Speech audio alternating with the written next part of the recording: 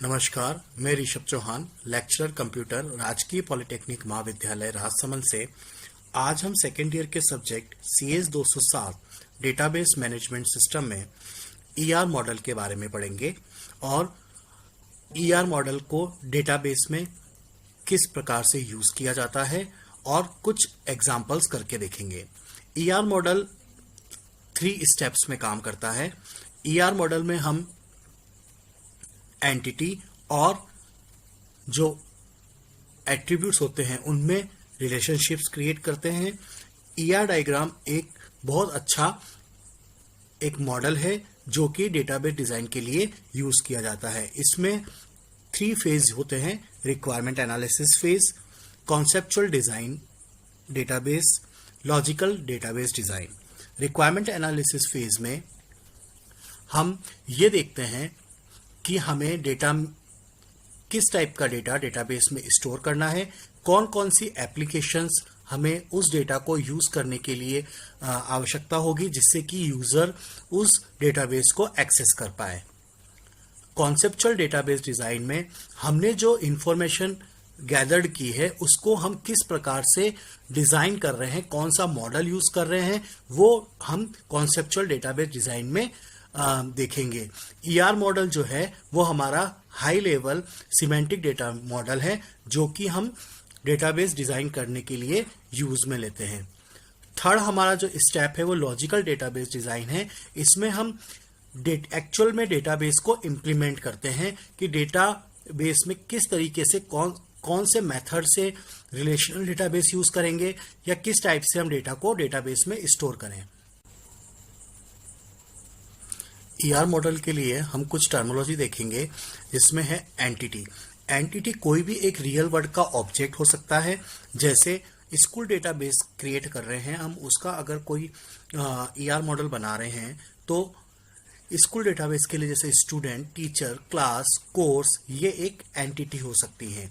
Entity कोई भी real word object हो सकते हैं और वो एंटिटी जो कि सेम प्रॉपर्टी रखते हैं उनको हम एक आइडेंटिटी दे सकते हैं। एक एंटिटी सेट क्या होता है जिसमें एक सिमिलर टाइप के एंटिटीज होती हैं। जैसे कि स्टूडेंट जो है वो जैसे स्टूडेंट सेट हमारा है उसके अंदर सभी स्टूडेंट आ गए स्कूल के। जैसे टीचर सेट है उसमें सभी टीचर्स आ जाएंगे स्कूल के। इस तरीके से हम एंटिटी सेट बना सकते हैं जिसके अंदर एक जैसी प्रॉपर्टीज हों। नेक्स्ट है एट्रीब्यूट। एट्रीब्यूट क्या होता है? किसी भी एंटिटी है उस एंटिटी की प्रॉपर्टीज को हम किस प्रकार रिप्रेजेंट करेंगे, उसको रिप्रेजेंट करने के लिए हमें उसके एट्रीब्यूट चाहिएंगे और एट्रीब्यूट्स की कुछ ना कुछ वैल्यू होगी। जैसे एक स्टूडेंट एट्रीब्यूट है और बहुत सारे स्टूडेंट मिलकर क्या बनाएंगे? Entity set. तो अगर एक स्टूडेंट एंटिटी है तो उसका नाम, क्लास, एज उसकी एट्रीब्यूट कहलाएंगे और उसकी जो रेंज होगी वो एट्रीब्यूट की जो रेंज होगी वो उसको हम डोमेन कहेंगे। जो डोमेन है वो वैलिड होना चाहिए। जैसे स्टूडेंट एज कभी नेगेटिव नहीं हो सकती है, उस स्टूडेंट का जो नाम है वो कभी न्यूमरिक वैल्यू नहीं हो सकती है। अब हम देखेंगे कि एट्रीब्यूट कितने टाइप के होते हैं। एट्रीब्यूट सिंपल एट्रीब्यूट होते हैं, कंपोजिट एट्रीब्यूट होते हैं, डिराइव्ड एट्रीब्यूट होते हैं, सिंगल वैल्यू एट्रीब्यूट और multi value attribute. Simple attribute वो एट्रीब्यूट होते हैं जिनकी वैल्यूज एटॉमिक होती है, जिनको कि फर्दर डिवाइड नहीं किया जा सकता। जैसे एक टेलीफोन नंबर है वो एक एटॉमिक वैल्यू है जो कि 10 डिजिट होती है। कंपोजिट एट्रीब्यूट वो एट्रीब्यूट होते हैं जो कि एक से ज्यादा एट्रीब्यूट से मिलकर बनते हैं। जैसे कि स्टूडेंट का नाम, स्टूडेंट का नाम में 2 एट्रीब्यूट हो सकते हैं, first name and last name, तो इसको हम कंपोजिट एट्रीब्यूट कहेंगे। डिराइव्ड एट्रीब्यूट, डिराइव्ड एट्रीब्यूट वो एट्रीब्यूट होता है जो कि फिजिकली डेटाबेस में एग्जिस्ट नहीं करता है परंतु उसकी वैल्यू से हम दूसरे एट्रीब्यूट की वैल्यू को कैलकुलेट कर सकते हैं। जैसे कि एज को हम डेट ऑफ बर्थ से कैलकुलेट कर सकते हैं। एज एट्रीब्यूट डायरेक्ट डेटाबेस में नहीं है, पर डेट ऑफ बर्थ से हम क्या कर सकते हैं, उसकी एज कैलकुलेट की जा सकती है। सिंगल वैल्यू एट्रीब्यूट वो एट्रीब्यूट होते हैं जिनकी एक ही वैल्यू होती है, जैसे सोसाइटी नंबर, वो यूनिक होगा। मल्टी वैल्यूड एट्रीब्यूट वो एट्रीब्यूट होते हैं जिनकी एक से अधिक वैल्यूज होती हैं, जैसे कि एक इंसान के या एक पर्सन के एक से अधिक मोबाइल नंबर और उसके ईमेल एड्रेस हो सकते हैं। की क्या होती हैं? हर एक एट्रीब्यूट को की से आइडेंटिफाई किया जा सकता है, जैसे रोल नंबर किसी भी एक स्टूडेंट का की हो सकता है। मेनली ईआर डायग्राम में जो हम कीज यूज करेंगे वो 3 टाइप की कीज हम यूज कर रहे हैं, सुपर की, कैंडिडेट की एंड प्राइमरी की। प्राइमरी की वो की होती है जो कि डेटाबेस में यूनिकली आइडेंटिफाई की जाती है किसी भी एंटिटी सेट को आइडेंटिफाई करने के लिए। और सेट ऑफ एक या एक से अधिक जब एट्रीब्यूट मिलते हैं, a set of attribute collectively एक एंटिटी सेट को अगर आइडेंटिफाई करता है तो वो सुपर की कहलाता है, और उस सुपर की में से वो मिनिमल की जो कि एक एंटिटी सेट को आइडेंटिफाई कर पाए वो कैंडिडेट की कहलाती है। ईआर डायग्राम में हम रिलेशनशिप्स के बारे में देखेंगे कि एंटिटी की क्या रिलेशनशिप है, दो एंटिटी आपस में किस तरीके से जुड़ी हुई हैं। इसके लिए हमें उसके बीच में रिलेशनशिप के बारे में पढ़ना पड़ेगा, जिसको हम मैपिंग कार्डिनलिटीज कहते हैं। Cardinalities defines the number of entity in one entity set which can be associated with the number of entity of another set via relationship set. Cardinality define करती है नंबर ऑफ एंटिटी, कितनी entity एक set की दूसरे set की entity से आपस में किस प्रकार से जुड़ी हुई हैं।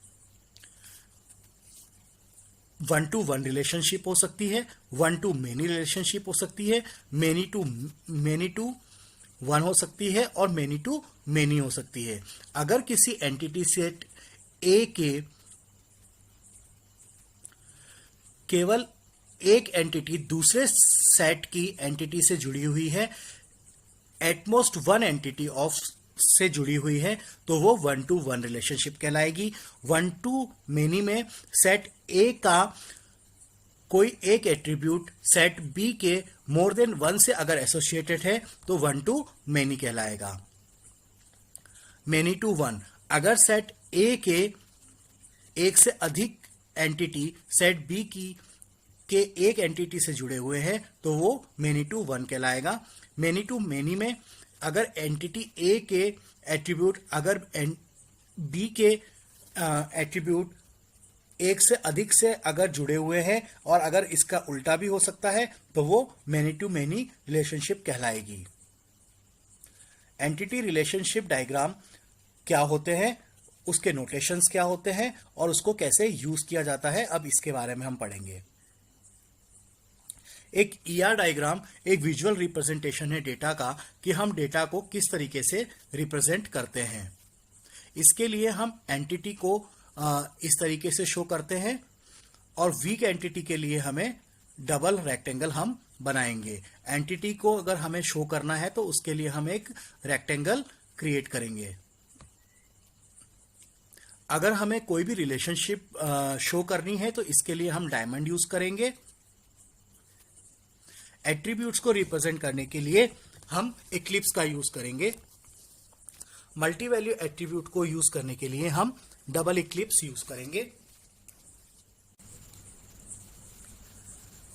समरी देख लेते हैं। एंटिटी सेट को हम रेक्टेंगल से रिप्रेजेंट करेंगे, रिलेशनशिप को हम डायमंड से रिप्रेजेंट करेंगे, और रिलेशनशिप्स किस टाइप की हो सकती है मैंने आपको बताया अभी। many-to-many को इस तरीके से रिप्रेजेंट करेंगे। 1-to-1 के लिए हम एरो यूज करेंगे। many-to-1 जहां पे भी 1 होगा वहां एरो लगाएंगे और इस तरीके से हम रिलेशनशिप्स को रिप्रेजेंट करेंगे यूजिंग इन दी डायग्राम। और भी दूसरे तरीके से नोटेशन से रिलेशनशिप को रिप्रेजेंट करने के लिए many-to-many के लिए हम स्टार साइन यूज करेंगे। 1-to-1 के लिए 1-1 भी लिख सकते हैं। many-to-1 जहां पर भी many आएगा वहां पर हम स्टार साइन यूज करेंगे और 1 के लिए 1। इस तरीके से हम रिलेशनशिप को इसमें रिप्रेजेंट कर सकते हैं।